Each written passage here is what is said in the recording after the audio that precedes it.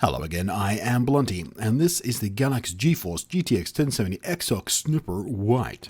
Although I'm fairly sure the snooper bit is supposed to be pronounced sniper. It's big, it's chunky, a slightly off-white colour, and it really is quite impressive.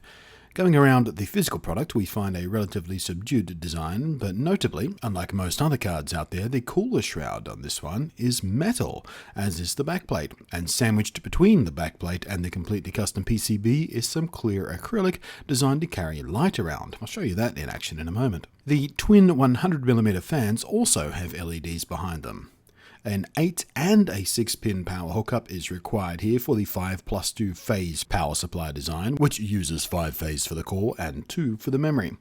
The unusually power-hungry arrangement here is all about the Exoc letters on the box. The Exoc part of the name carves it out as one of Galax's extreme overclock cards. A stock GTX 1070, for example, has clocks of 1506 MHz and 1683 MHz boost. Out of the box, the Galax Exoc Snooper White kicks that up to 1594 and 1784 boost. But of course, that's just your starting place. Cards like this are never intended to be left at their factory defaults. But for the sake of having a line in the sand of which to compare the overclock against, here's what it does right out of the box.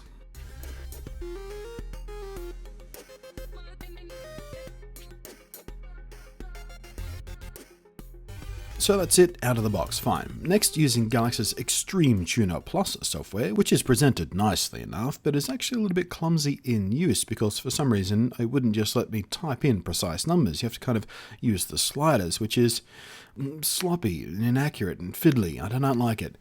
Anyway, I started pushing the overclocks, and with a power and temperature target at 120% and 90 degrees, respectively, I pushed it up to 2050 MHz with rock-solid stability, and a little boot to the memory clock too, up another 400 MHz or so.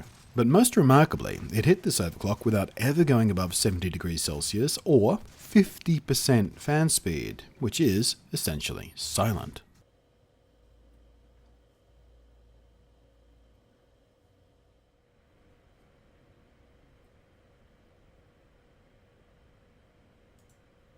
Now, for what I've seen, most GTX 1070s, at least the custom ones out there, will pretty easily reach somewhere close to the 2 GHz mark. What's remarkable here is that the Galax does it very, very quietly and without even coming into the neighborhood of problematic temperatures, so it never, ever throttles. And as for what the overclock does, well, you've been seeing the benchmark jumps on screen. In actual games, it's a similar gap.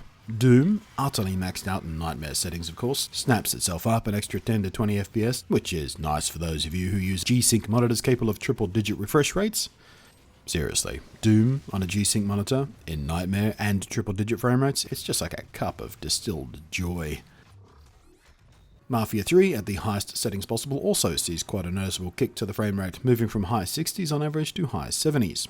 Project Cars, with every last option turned all the way up, except for Motion Blur because that makes me sick. Well, it seems at some point here, this game hits a wall with my i5 6600K CPU, as the souped up GTX 1070 didn't actually pull much more from it, maybe an extra 5 or 7 frames here and there.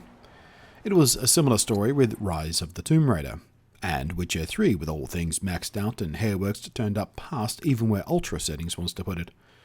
But in Watch Dogs 2, we're back to seeing that moderate kick up by 5 to 15 frames a second. The long and the short of it is this. With the overclock, you can push your settings just a bit higher and keep yourself at or above 60 FPS easier.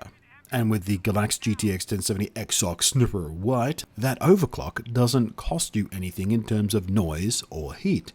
It is more power hungry than a stock level GTX 1070 of course, but if you're reaching into this end of the GPU market, you're pretty likely to have a power supply that can do this sort of stuff in its sleep. The things I don't like about the card, well, like I said in the opening, the colour is a slightly off-white, which is going to make it a huge pain in the ass if you're hoping to match it with your otherwise snow white custom rig.